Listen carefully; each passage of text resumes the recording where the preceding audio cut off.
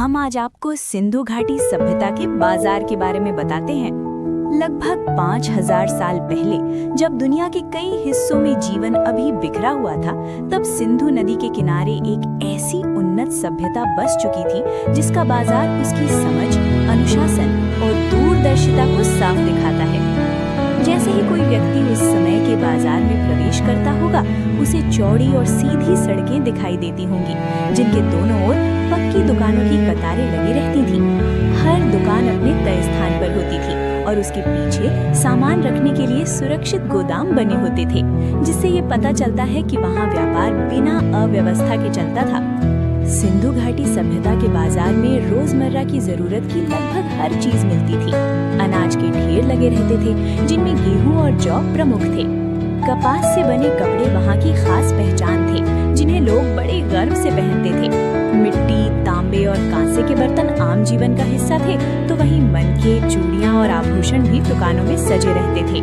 सीप, कीमती पत्थर और हाथी दांत से बनी वस्तुएं इस बात का प्रमाण थी कि वहाँ के कारीगर कितने निपुण और कला में दक्ष थे। इन वस्तुओं की बनावट इतनी उत्कृष्ट थी कि आज भी खुदाई में मिलने पर लोग हैरान रह जाते हैं। दिलचस्प बात यह है कि इस बाजार में सोने चांदी के सिक्कों का चलन नहीं था। लेन देन अधिकतर वस्तु के बदले वस्तु से होता था।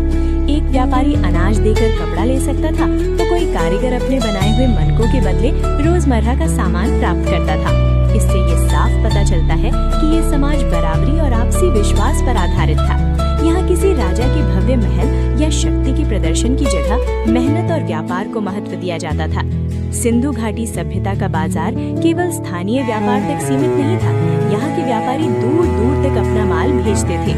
लोथल जैसे बंदरगाहों से नावों के माध्यम से व्यापार होता था और सिंधु घाटी के बने हुए सामान मेसोपोटामिया जैसे विदेशी क्षेत्रों तक पहुँचते थे।